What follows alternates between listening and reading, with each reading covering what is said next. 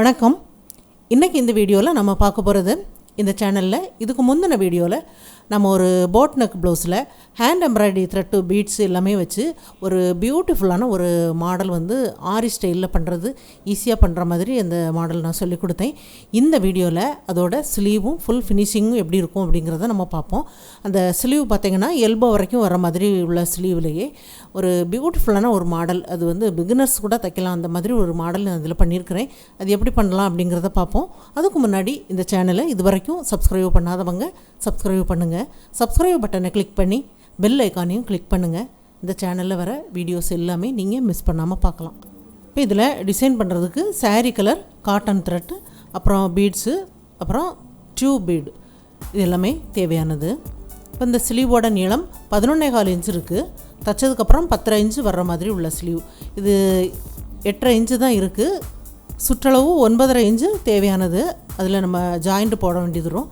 இப்போ இதில் lining cloth joint போடாத அளவுக்கு எடுத்துருக்கிறேன். இப்போ மெயின் கிளாத்தில் 2 பக்கமும் ஜாயிண்ட் போட்டு தைச்சாச்சு. அதுக்கு மேலே ஒரு லைனிங் கிளாத் பீஸ் வைக்கலாம். ஒரு சைடு 2 பீஸும் சேர்த்து ஜாயிண்ட் ஆக்கலாம். ஒரு மெயின் கிளாத்தும் ஒரு லைனிங் கிளாத்தும் சேர்த்து ஜாயிண்ட் ஆக்கியிருக்கிறேன்.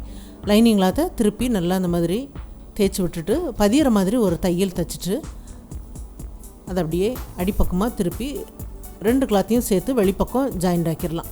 ஜாயிண்ட் ஆக்கிறதுக்கு முன்னாடி இதோட எட்ஜ்லேயும் ஒரு தையல் தைச்சி விட்டுட்டு அதுக்கப்புறமா நம்ம சுற்றி நம்ம ஜாயிண்ட் ஆக்கலாம். எட்ஜில் தைச்சோம் அப்படின்னா பைப்பிங் பண்ணுறதுக்கு ஈஸியாக இருக்கும். சுற்றி தைச்சி முடிச்சாச்சு. தைச்சதுக்கப்புறம் இதை இப்படியே திருப்பி எடுக்கலாம். இப்போது சென்டரில் ஒரு லைன் இந்த மாதிரி போட்டுடலாம். லைனிங் கிளாத் பக்கமாக லைன் போடுறேன். போட்டுட்டு அந்த சைட்லேருந்து 1/2 இன்ச்சு கேப்பில் இப்படியே லைன் போட்டு விட்டுறலாம். ஒவ்வொரு லைனுக்கும் இடைவெளி வந்து 1/2 இன்ச்சு இருக்கிற மாதிரி சைடு வரைக்கும் அந்த மாதிரி போட்டு விட்டாச்சு. அதே மாதிரி இந்த சைட்லேயும் 1/2 இன்ச்சு கேப்பில் லைன் போட்டிருக்கிறேன். மேலேயும் லைன் போட்டாச்சு. அதே மாதிரி இந்த சைட்லேயும் 1/2 இன்ச்சு கேப்பில் ஃப்ரண்ட்டில் இருந்து வர்ற மாதிரி 1/2 இன்ச்சு அப்படியே கனெக்ட் பண்ணி போட்டிருக்கிறேன். இப்போ இது எல்லாமே ஜாயிண்ட் பண்ணுற மாதிரி ஒரு லைன் போட்டுடலாம். 2 பக்கமும் நேராக நம்ம அடையாளப்படுத்தியிருக்கோம் பாருங்கள். அந்த பகுதி அந்த மாதிரி வச்சுட்டு ஒரு நீளமாக ஒரு ஸ்கேல் வச்சுட்டு லைன் போட்டுட்டீங்க அப்படின்னா நல்லாயிருக்கும். கரெக்டாக 2 பக்கமும் ஒன்று போல் அந்த 1/2 இன்ச்சுக்கு நம்ம மார்க் பண்ணியிருக்கோம். அது அப்படியே சேர்கிற மாதிரி ஒரு லைன் அப்படியே போட்டுருங்க.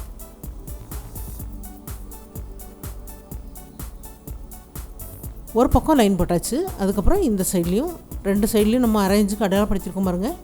அந்த சைட்லேருந்து அப்படியே லைன் போட்டுருங்க.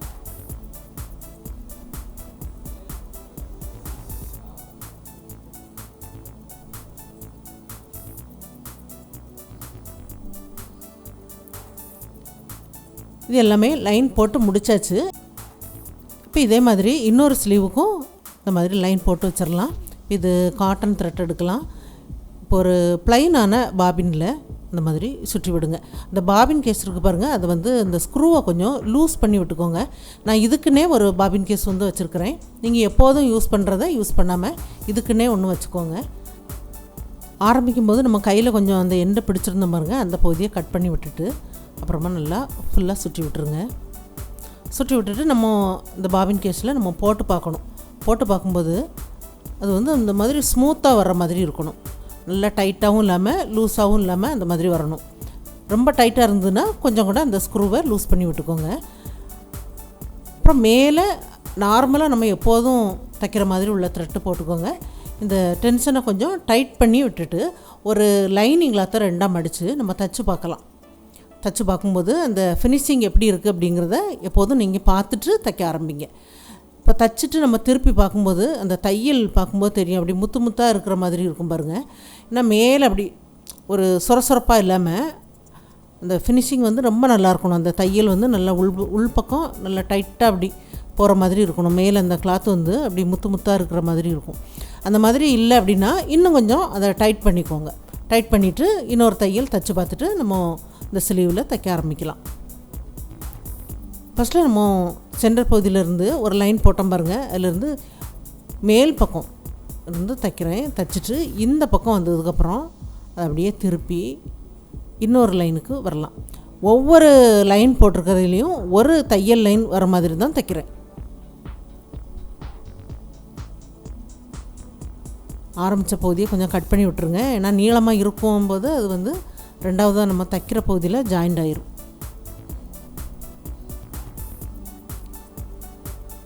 ஒரு 7 லைன் 8 லைன்லாம் தைச்சிட்டு அந்த பாபினை நீங்கள் எடுத்து பாருங்கள்.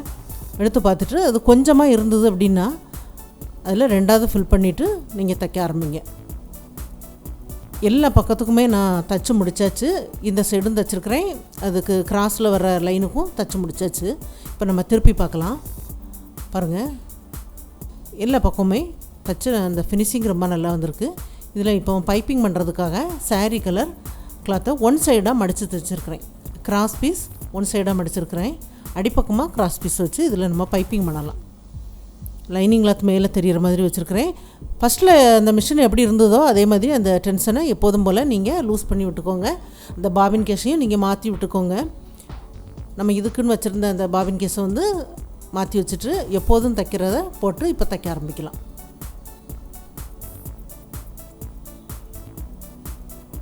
நல்லா அடிப்பக்கம் இந்த மாதிரி திருப்பி விட்டுட்டு பைப்பிங்க்கு வெளிப்பக்கமாக ஜாயின் ஆக்குங்க.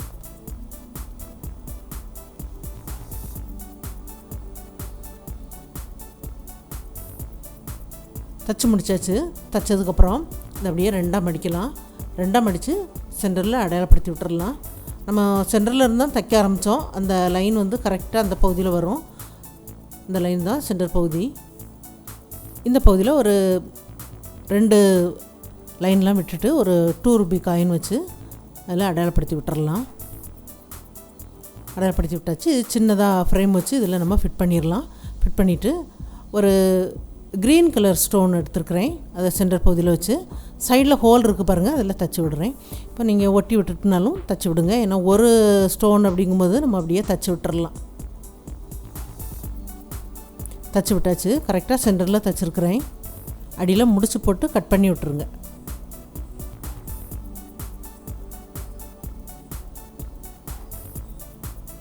இப்போ இது சில்க் த்ரெட் தான் எடுத்துருக்கிறேன். சில்க் த்ரெட்டை ஒரு 10 த்ரெட்லாம் சேர மாதிரி அது அப்படியே இந்த நீடியில், இந்த கொஞ்சம் பெரிய சைஸ் நீடியில் எடுத்துருக்கிறேன். அந்த நீடியில் வச்சு ஒரு முடிச்சு போட்டு கட்டி விட்டுறலாம். இப்போ இந்த சைடில் இந்த ஒவ்வொரு இந்த தையல் லைனுக்கும் இடைப்பட்ட பகுதியில் 2 லைன் போட்டிருக்கிறேன். 2 லைன் போட்டுட்டு இது ஒரு சைடில் அப்படி முடிச்சு போட்டிருக்கிறேன். 10 த்ரெட்டு சேர்ந்த மாதிரி இருக்குது பாருங்கள். அதை ஒரு சைடில் அப்படி முடிச்சு போட்டுட்டு 2ஐயும் சேர்த்து முடிச்சு போடலை. 2ஐயும் சேர்த்து முடிச்சு போட்டோம் அப்படின்னா 20 த்ரெட்டு வரும். அதனால் இது ஒரு பக்கத்தை மட்டும் முடிச்சு போட்டுட்டு இப்போது நம்ம தைக்கும்போது இப்படி ஒரு கை வச்சு நீங்கள் பிடிச்சிக்கிட்டீங்க அப்படின்னா, ஏன்னா இதில் 10 த்ரெட்டு சேர்ந்த மாதிரி வரும்போது சிக்கு விழாமல் இருக்கணும். இந்த மாதிரி ஒரு விரல் விட்டு பிடிச்சிக்கோங்க, ஈஸியாக இருக்கும். மேலே எடுத்தோடனே ஒரு கை வச்சு இந்த மாதிரி பிடிச்சிட்டு கிட்ட வர்றது வரைக்கும் அப்படியே நீங்கள் ஒரு விரல் அப்படியே விட்டுட்டு கொஞ்சம் லூஸாக இருந்தனாலும் சரி பண்ணி விட்டுறலாம். அந்த மாதிரி தைக்கும்போது ரொம்ப ஈஸியாக இருக்கும் பாருங்கள். இப்படி ஒரு கை வச்சு பிடிச்சிக்கோங்க, அடிப்பக்கமாக விடுங்க. இப்போ வெளிப்பக்கம் நம்ம போட்டிருக்கிற அந்த லைன் இருக்குது பாருங்கள், அந்த பகுதியில் இப்படி உள்பக்கமாக எடுத்துகிட்டு கிட்ட வந்ததுக்கப்புறம் அப்படியே விரல் எடுத்துருங்க. அப்படியே ஒரு கை வச்சு பிடிச்சிட்டு அடிப்பக்கமாக விடுங்க. ரொம்ப ஈஸியாக சிக்கு விழாமல் பண்ணலாம்.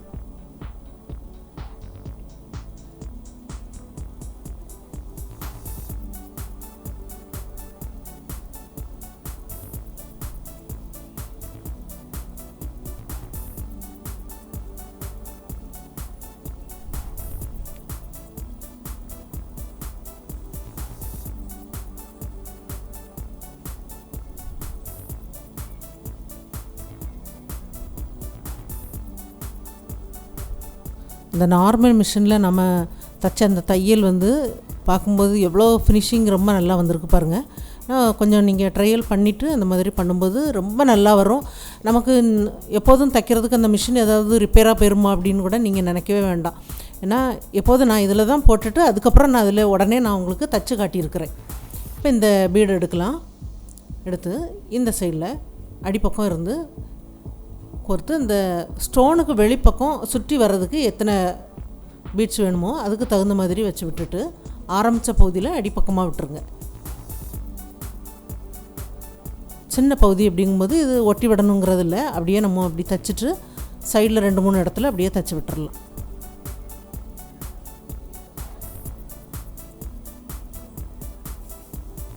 இது நம்ம இப்படி வச்சாலே அது கரெக்டாக அந்த ரவுண்ட் ஷேப்புக்கு தான் அந்த மாதிரி வரும்.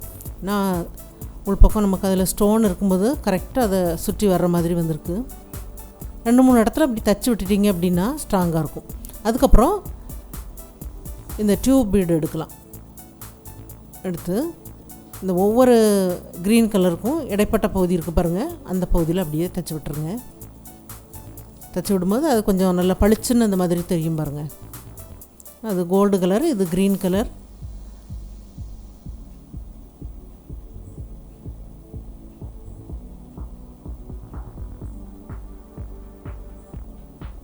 இதுக்கு வெளிப்பக்கம் அந்த கோவை பீடு வச்சு நம்ம தைச்சி விட போகிறோம். இப்போ தைக்கும்போது இந்த டியூப் பீடு வந்து அந்த கோவை பீடுக்கு அந்த தண்டு மாதிரி இருக்கும். இப்போ இந்த கோவை பீட்லேயும் அதில் ஹோல் இருக்குது. இந்த மாதிரி வச்சு தைச்சிட்டிங்க அப்படின்னா அதில் ஒரு மொட்டு இருக்கிற மாதிரி இருக்கும் பாருங்கள்.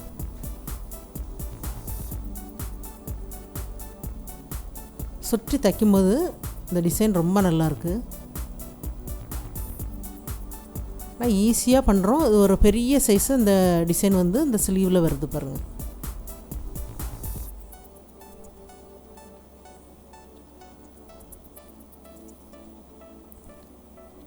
கோவி பீட்ஸ்லேயே பார்த்திங்கன்னா ஃபுல்லாக அப்படி உருண்டையாக இருக்கிற மாதிரி பீட்ஸும் இருக்கும். இது கொஞ்சம் ஒரு சைடு ஃப்ளாட்டாக இருக்கிற மாதிரி உள்ள பீடு தான் நான் எடுத்துருக்கிறேன். அதுக்கப்புறம் இதுக்கு கீழே ஒரு க்ரீன் கலர் ஸ்டோன் வச்சு தைச்சி விட்டுறலாம்.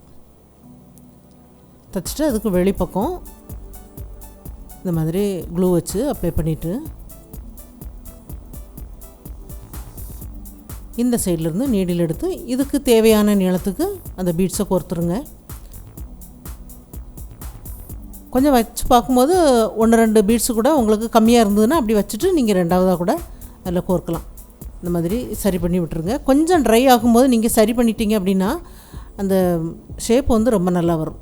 ஃபஸ்ட்டில் கொஞ்சம் இப்படி இருந்தாலும் லேசாக ட்ரை ஆகி வரும்போது நீங்கள் கை வச்சு சரி பண்ணி விட்டுருங்க. அதுக்கப்புறம் இதில் 2 கோவி பீடு வச்சு தைச்சி விட்டுறலாம்.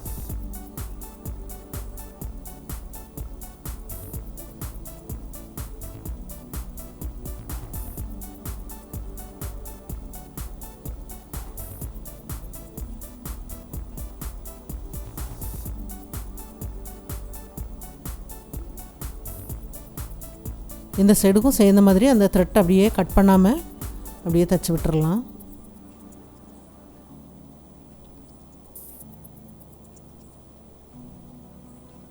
எல்லாமே தைச்சி முடிச்சாச்சு. அடுத்தது இதுக்கு வெளிப்பக்கம் இருக்கிற லைனில் இந்த மாதிரி வரைஞ்சிருக்கிறேன். அதுக்கு அடுத்த லைனில் இந்த மாதிரி வரைஞ்சிடலாம். ஒரு சதுரமாக வர மாதிரி இருக்குது.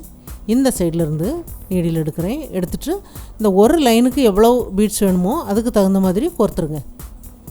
ஃபஸ்ட்டில் நீங்கள் வச்சு பாருங்கள். வச்சு பார்த்துட்டு கொஞ்சம் கம்மியாக இருந்ததுன்னா கூட 2ஆவதாக நீங்கள் கோர்த்துட்டு வைக்கலாம். இப்போ இதில் அடிப்பக்கம் விட்டுட்டு 2ஆவதாக மேலே எடுத்துகிட்டு இன்னொரு சைடுக்கு கோர்க்கணும். அந்த மாதிரி கோர்க்கும்போது அந்த கார்னர் வந்து ரொம்ப நல்லாயிருக்கும் பாருங்கள். நம்ம ஒரே நீளத்துக்கு எடுத்துகிட்டு அப்படியே ஒட்டணும் அப்படின்னா அந்த கார்னர் பகுதி வந்து இவ்வளோ நீட்டாக வராது. அதனால் அந்த சைடில் ஒரு தையல் அப்படி தைச்சிட்டு 2 பக்கமும் தைச்சிருங்க. அடுத்ததாக இப்போ டியூப் பீடு எடுக்கலாம். டியூப் பீடு எடுத்து இதில் கொஞ்சம் கேப் இருக்குது பாருங்கள். அந்த சைடில் கொஞ்சம் கிராஸில் வர்ற மாதிரி அடுத்தடுத்து கொஞ்சம் கிராஸில் அப்படி பண்ணி விட்ருங்க. அந்த பகுதியை ஃபில் பண்ணுற மாதிரியும் இருக்கும். அந்த டிசைன் பார்க்கும்போது நல்லாயிருக்கும் பாருங்கள்.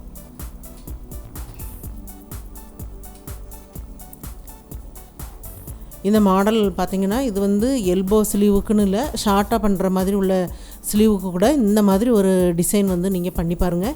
இது ஒரு ஃபேன்சி சாரீக்கு தான் பண்ணியிருக்கிறேன். ஆனால் இது வந்து சில்க் சாரீக்கும் பொருந்துகிற மாதிரி உள்ள ஒரு ஈஸியான ஒரு மாடல். ஆனால் பார்க்கும்போது ரொம்ப நல்லாயிருக்கும் பாருங்கள். இது வந்து நீங்கள் தச்சு கையில் போட்டு பாருங்கள், அது எவ்வளோ அழகாக இருக்குன்னு. அந்த பேக் சைடு அந்த மாடலுக்கும் ப்ளவுஸ் நெக்கோட மாடலுக்கும் இந்த இதுவும் சேர்ந்து போடும்போது ரொம்ப நல்லாயிருக்கும். இப்போ இந்த சாரீக்கும் அது பொருந்துகிற மாதிரி ஒரு கிராண்டாக அந்த டிசைனை நான் பண்ணியிருக்கிறேன். இது வந்து ஈஸியாக எல்லோரும் தைக்கிற மாதிரி உள்ள ப்ளவுஸ் டிசைன் தான். இப்போ இதை நான் ப்ளவுஸ் வந்து அந்த ஃபினிஷ் பண்ணிவிட்டு இப்போ காட்டுறேன். இந்த ஸ்லீவ் எல்லாமே ஜாயிண்ட் ஆக்கிட்டு காட்டுறேன்.